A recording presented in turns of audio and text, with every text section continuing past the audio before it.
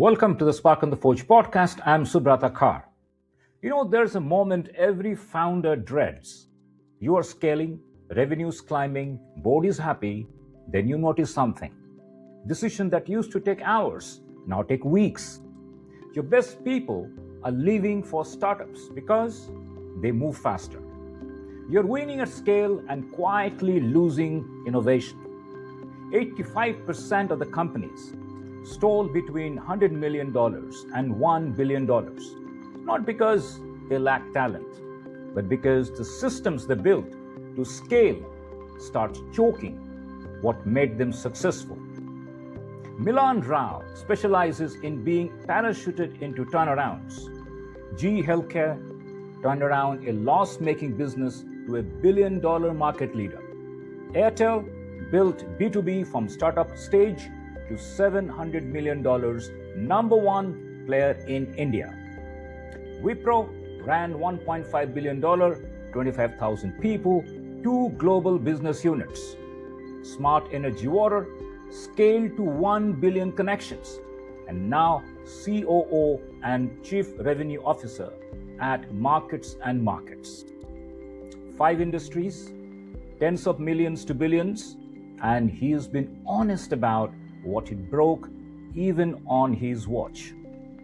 So I wanted to understand what's the pattern, what actually break first, can you spot it before it is too late, and what do you protect when everyone's telling you to systematize everything. So I asked Milan about 3 barriers where culture cracks without you realizing it, and why 90% of the companies are carrying dead weight they should have shut down years ago. And here is what he told me. Well, I think each of these companies has been fundamentally, there's been this thread of technology and technology application. And I love that. I love applying technology. And I think that's really the core, whether it was medical technologies or healthcare IT, or whether it was system integration, whether it's AI-enabled SaaS platforms or AI-enabled insights that you provide to customers. I think that was the first driver. The second was I always tried to be in industries and places which have a lot of excitement about them. I moved into telecom when telecom was just coming into India. And then I moved into healthcare when I felt that healthcare was going to do really, really well in India, and then into technology as technology was taking off, and then SaaS solutions, being able to share my knowledge with a lot of companies, both larger as well as smaller ones, across all of these different industries here in Markets and Markets. And the third one is that I feel scaling, whether it's locally, globally, across emerging markets, is something that excites me tremendously. And each of these different stints, I know they sound very different, but had a level of scaling. So as an example, Airtel was starting its B2B business, from being a pure consumer business 20 plus years ago.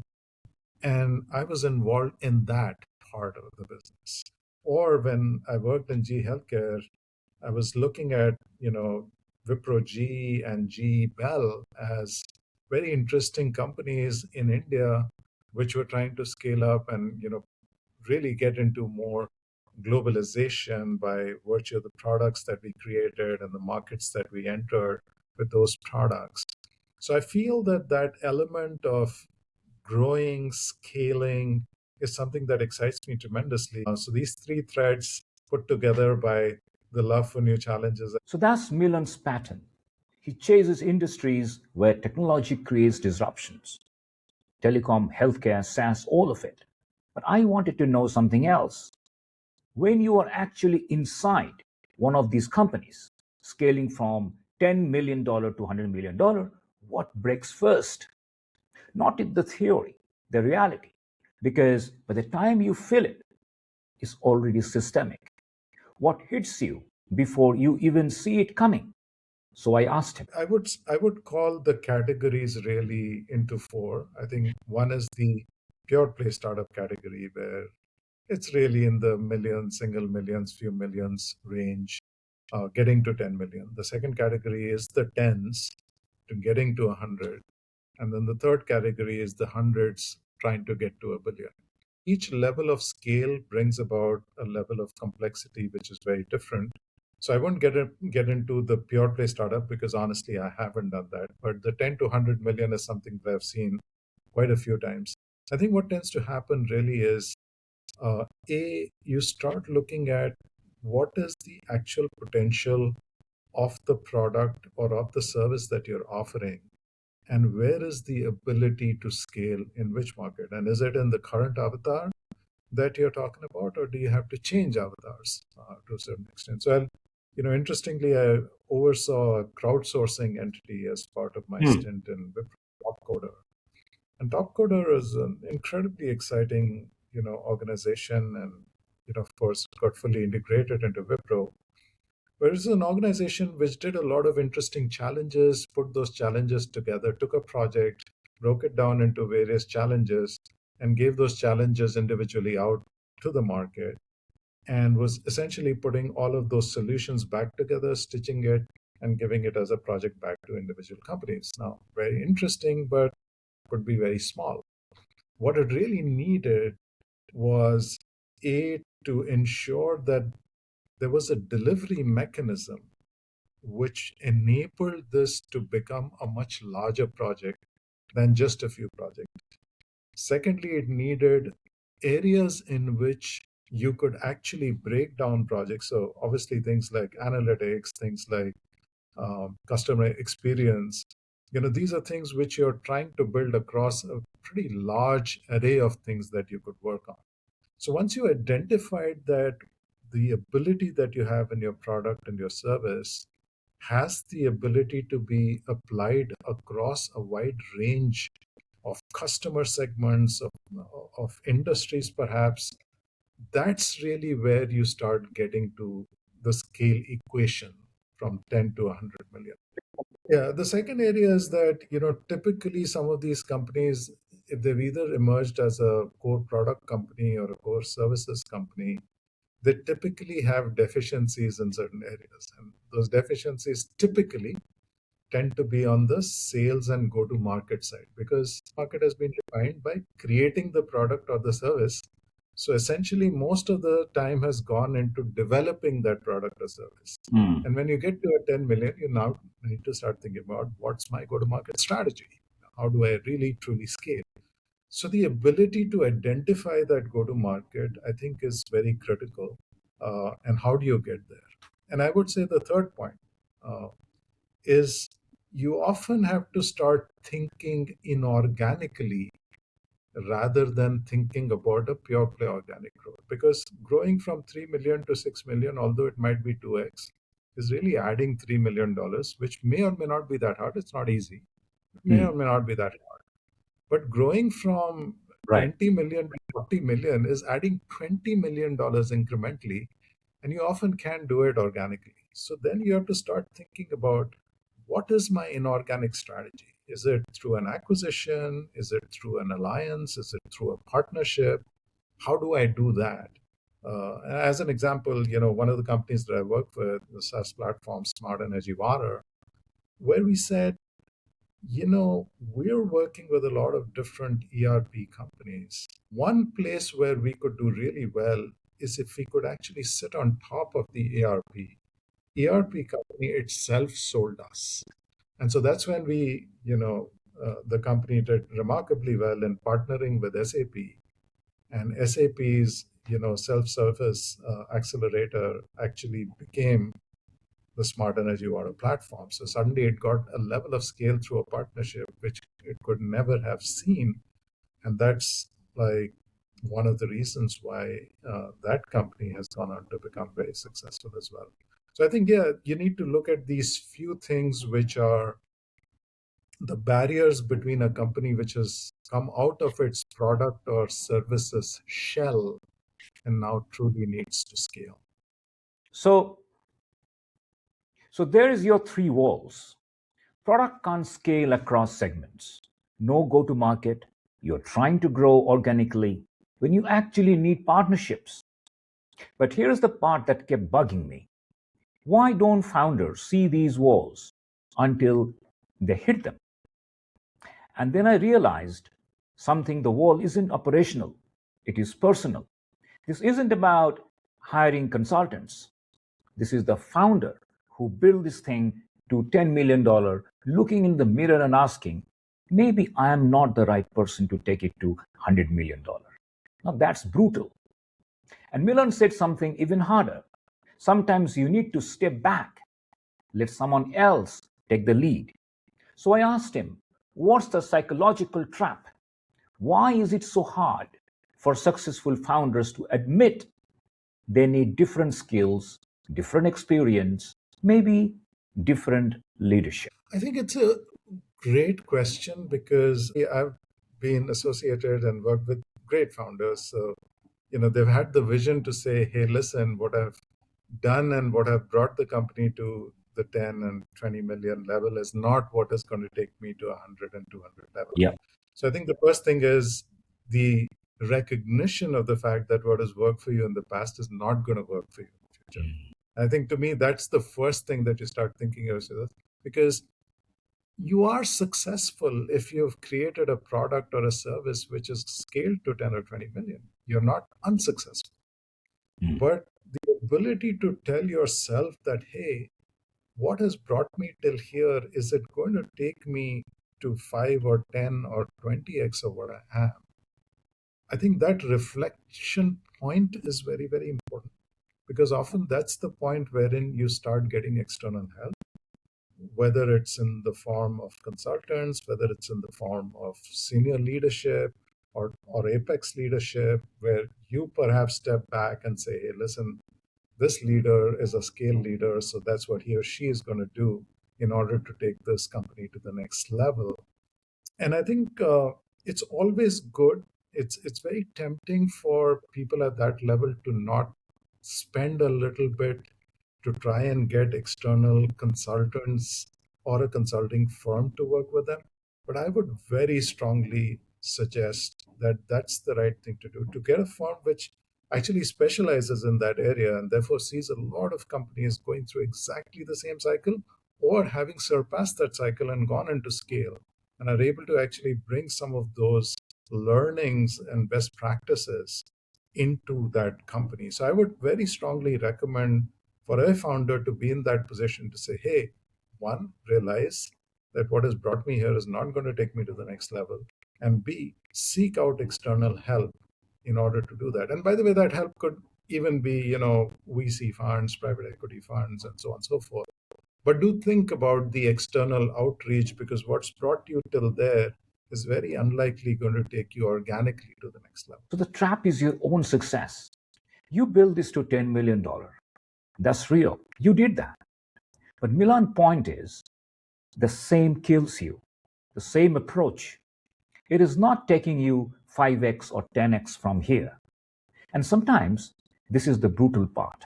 You need to step back, get help, maybe even let someone else lead the scale up. And that's a psychological blindness.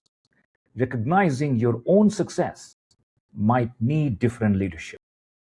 But here's a second killer that's even harder to see, because culture doesn't break in slogans, it breaks in everyday decisions. So I wanted to understand, where does culture actually crack when you're scaling? Not the theory, the reality.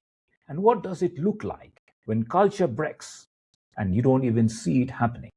So I asked Milan to tell me about a company where he watched this happen. Listen to what he says. Yeah.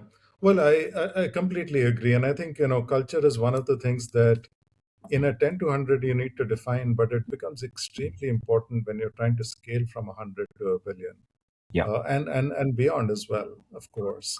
Culture is the key, because I think of culture a little differently. And I ask myself, what is culture? Culture is essentially a large set of people, i.e., the employees of the company, taking certain types of decisions and displaying certain kinds of behaviors consistently, right? So if a certain set of behaviors are consistently encouraged within a company, then the company goes in that direction. And I think that's where founders, and I would now bring in CEOs, tend to also falter because they're not looking at what the impact of what they're encouraging as a behavior means for the culture of the organization. And the customers and the external people who are looking at that company can perceive the culture, but you may not think that you are propagating that culture. I think that's where the interesting area of the crack that you refer to tends to happen. So I will not name the company now because it's a little bit of an issue, and they've been great companies and great to me, and and vice versa. But I would say in one of the cases, the company thought it was very entrepreneurial and had a great way of making quick decisions, had made them in the past, and felt truly within the leadership ecosystem that it was an entrepreneurial company. But it used to do a couple of things which I quickly realized were a problem for the culture.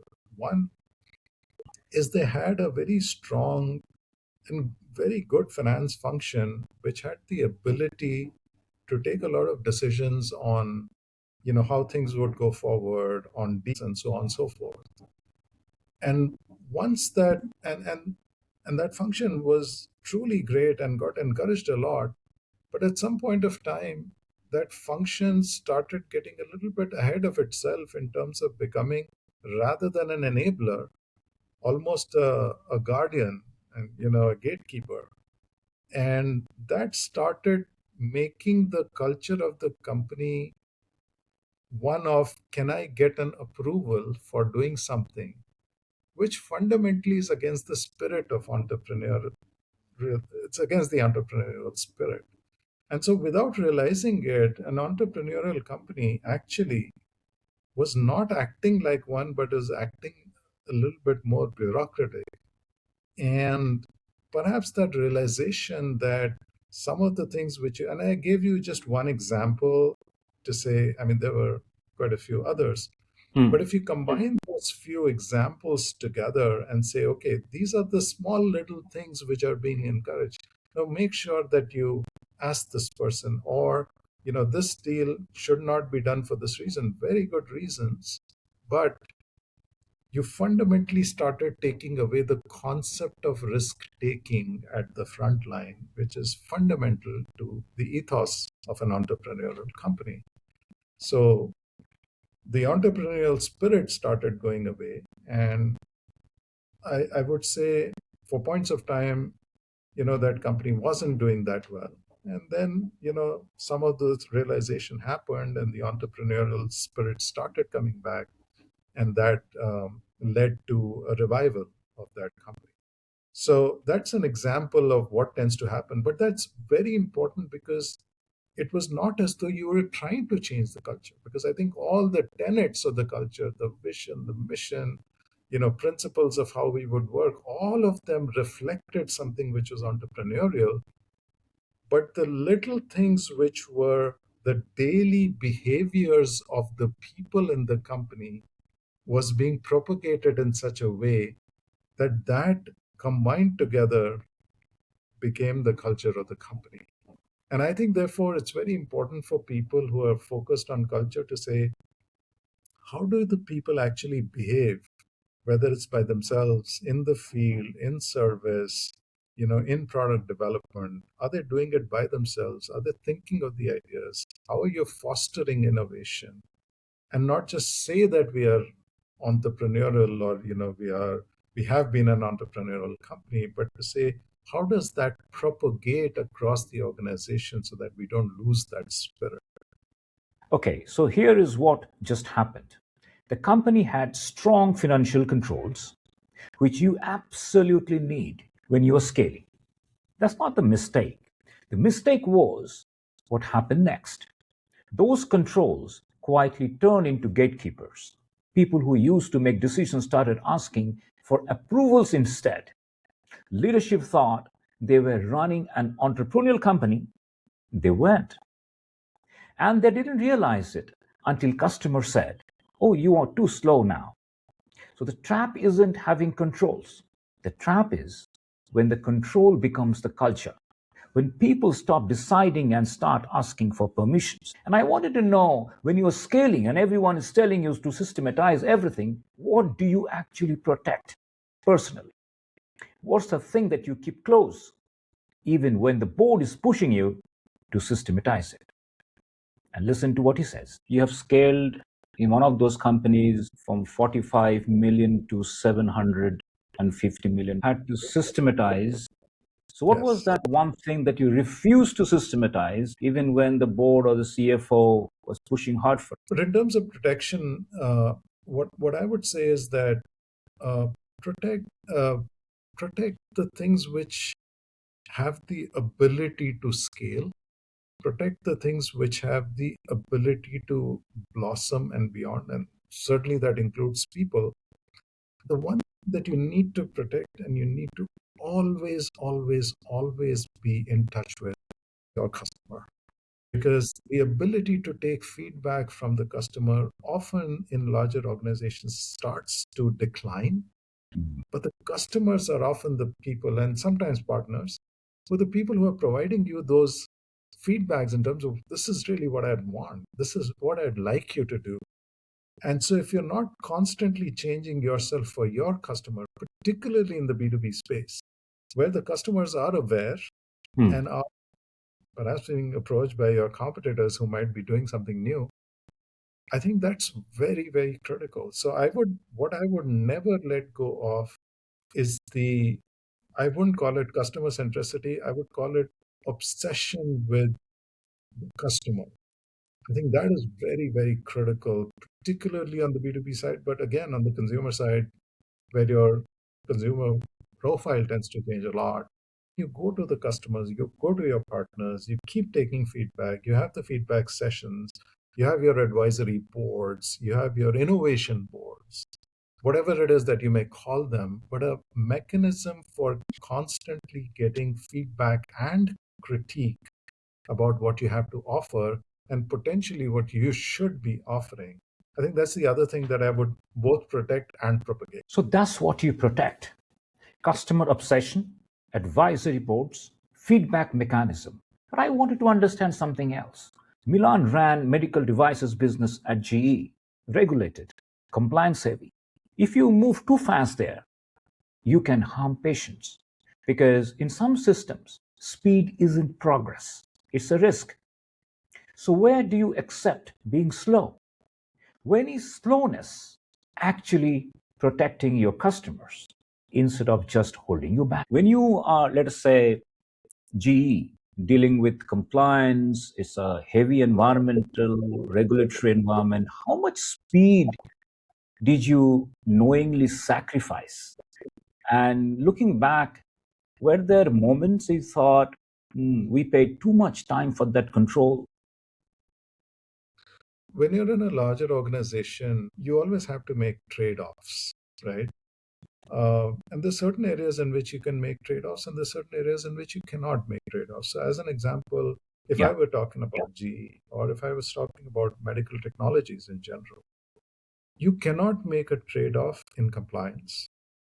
You cannot make a trade off in medical affairs. You cannot make a trade off in what I would call quality, or let's just call the quota functions as an example, right? You cannot make a trade off. And yes, they are slow. And yes, they will be slow, because the purpose of that is to slow you down enough so that you're able to identify things which are either harmful to your customer or to the company itself, right? So don't go about trying to bring in speed in an area which is where it's very critical for you to be measured and looking at things in a very objective, dispassionate manner. So there it is: compliance, quality, medical affairs. You cannot trade this off. They need to be slow, because slowness protects your customers. But here is the flip side. What happens when you rein in on the wrong thing? Milan scaled 5 companies. So I asked him, have you ever over systematized, tried to control something you accidentally kill speed? Because controls feels like maturity until customer tells you it feels like drag. And he admitted something.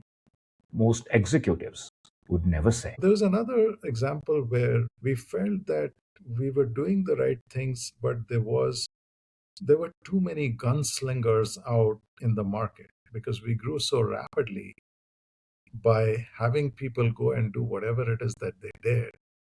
And we said, okay, we got to rein it in. And I'll be the first one to admit that I felt that I reined in the people too much for too long. And it was only when, somebody told me, and again, that's why I say be very close to your customer, that they said, hey, listen, Milan, your company used to be so fast and agile and stuff, and you just take too much time now. I think the decision making process has become long. And I was like, oh, let's go out and look at our decision making process. And it led to a very monumental change where we actually said, how do we enable technologically for people to take decisions much faster in the field?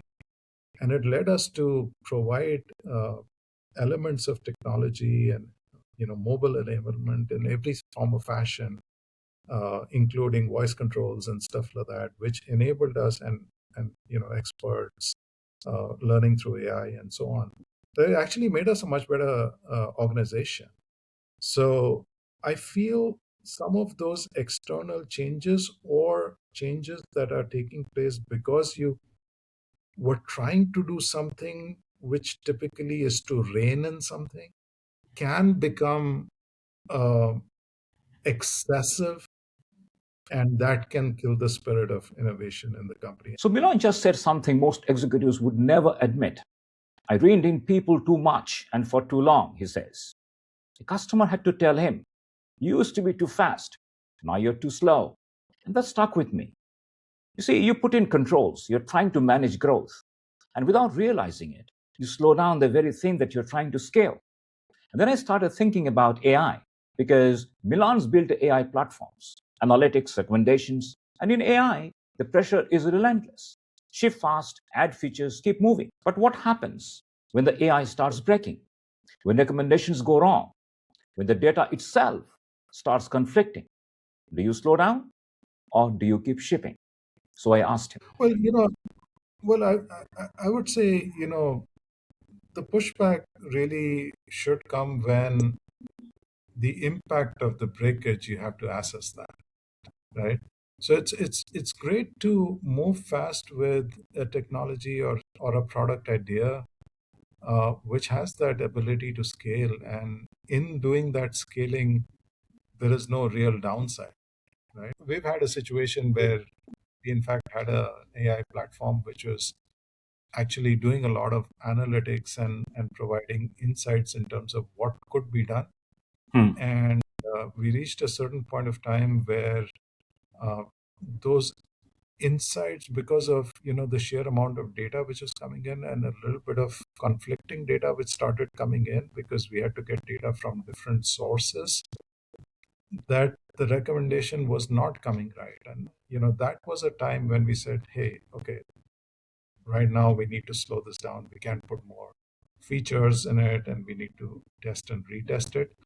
But that's where I think the concept of constant experimentation and fail fast is there. The concept of prototyping is there. It enables you to build products and build features today which can be done in a week, which would often take several months at times to do. And so I feel that the speed of development, the speed of ideation cannot be compromised. I think what needs to be looked at carefully, where you say, okay, too fast, is when the outcome on a customer or a process is either dangerous or it's just incorrect. And I think that's a great time to sort of look at that. But in general, I would be biased towards speed because I feel that technologies are changing so fast and so rapidly that you have to constantly challenge yourself. So Milan's rule assess the impact of breakage. When the outcome on a customer or a process is dangerous or incorrect, that's when you slow down. Real example, his AI platform started giving wrong recommendations because of conflicting data. They stopped shipping features, tested and retested. Default is speed. But you have to know when the breakage actually matters. And now here is what I kept thinking. How do you catch these early? Before culture cracks, before you over systematize, before AI breaks? Because once these problems show up on a dashboard, it's usually too late. So I asked him, first 60 days in a new company, what's your diagnostic? You have worked into multiple markets, different companies. You have walked into turnaround, transforms, different teams.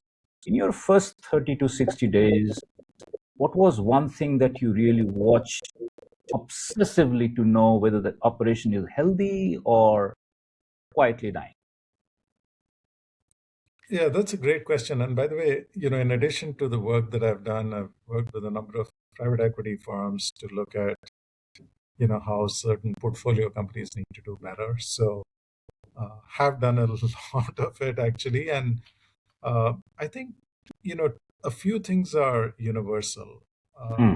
Typically, when I look at a company, I look at people and the interpersonal dynamics first, because people again make the culture of the company. The interpersonal dynamics is often what leads to what you do externally, and that defines the culture of the company. So that's something which I look at first.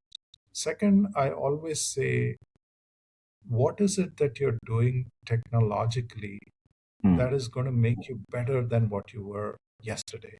Yeah. Right? So what is it that is there in the pipeline that is going to change?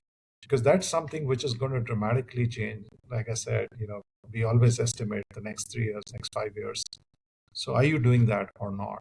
Right? So what technologically are you making, or breaking? Because that can work too. And then the third thing which I look at is, to a certain extent, that's a slower process. If I was doing something over the course of 8 or 10 days, I would just look not 60. I would then look at the breakage point within processes. But otherwise, if I were looking at a 60 or 90 days, then I would look at critical processes. I would Hmm. say, look at all the basic things. Look at your funnel pipeline to order conversion. Look at order to cash. Look at the process of new product development. Are all the gates at the right place? Are you following all those gates, and really from development to sunset, do you have that in place, and so on and so forth? So I think those are things which I look for, which are going to impact the business in a big way. And it actually starts from something which I've thought of for more than 20 years. At the end of the day, what's going to make a change, people, process, and systems. And so look at the things which are most impactful in people, most important people, look at the processes which are most critical, and look at the systems which are enabling a leap to the future. And so is there enough of technology which is doing that?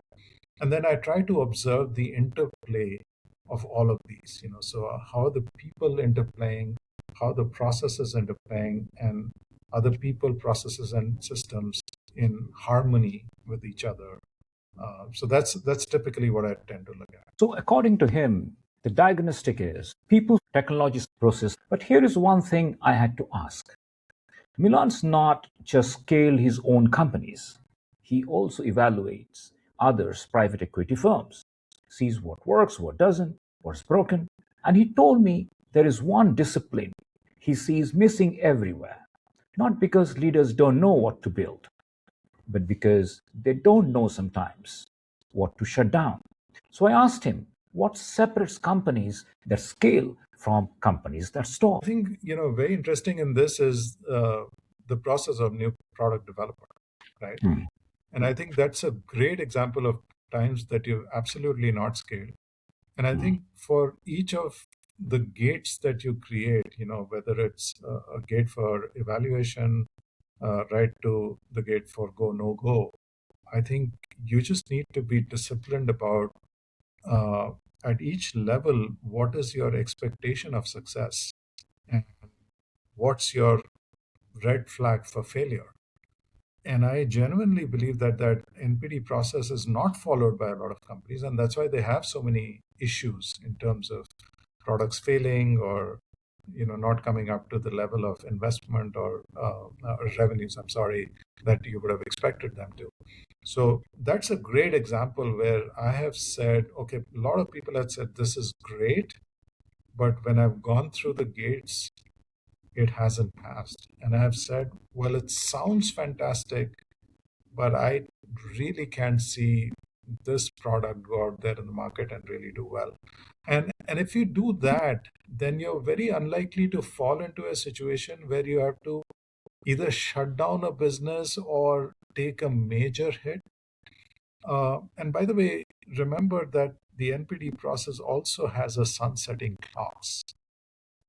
And the one thing which I see 90% of the companies which I work with, which are smaller especially, they just don't have the sunset clause.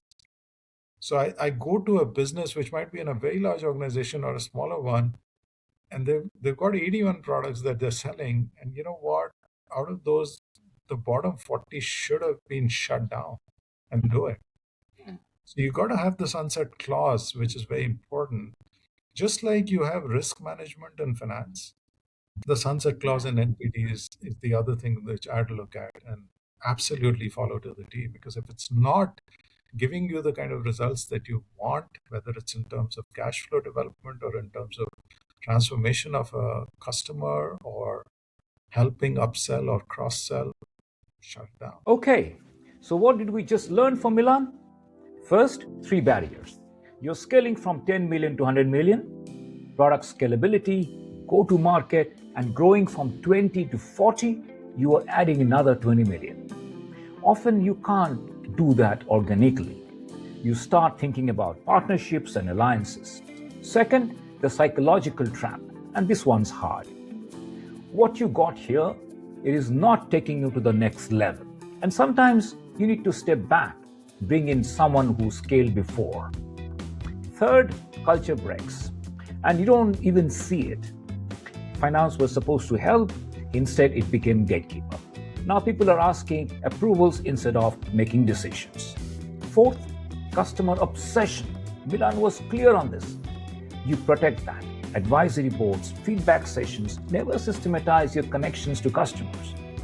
Fifth, places where you have to be slow. Compliance, quality, medical affairs. You can't cut corners here. Slowness protects your customers. Sixth, and this got me, Milan admitted he over-systematized, reined in people too much. A customer had to tell him the company was moving too slow. And finally, the sunset clause. 90% of the companies, they don't even have one. They are running 40 to 50 products and they should have been killed years before. So here's the pattern. Companies don't stall because they lack ambition. They stall because they keep scaling what they should have questioned. And they protect what they should have shut down. So stop asking, how do we grow faster? And start asking, what is in my company is past its sunset and I'm still defending it. If this hits you, drop a comment. Tell me which one. Subscribe and send this to a founder who stuck right now. I'm Subrata Khan. This is Park on the Porch podcast. Thanks for listening. Bye for now.